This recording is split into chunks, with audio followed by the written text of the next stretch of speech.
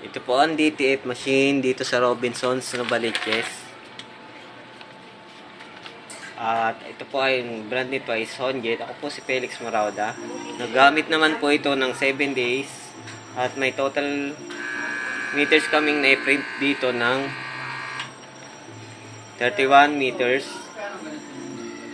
Huling palit ng printer head nito is last year ng October.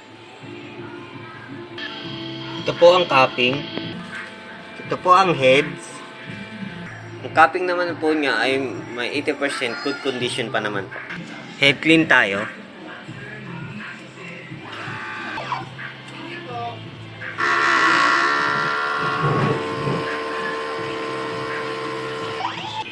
Una swiper after head clean. Nozzle check.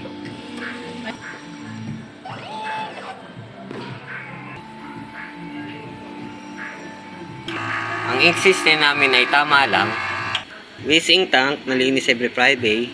Ground wire. Ito po ang used ink at powder. Unused ink. 30 cm film.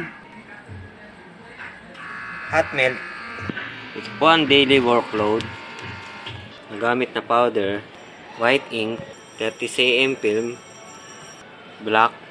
Magenta. Cleaning solution. Cyan. Yellow.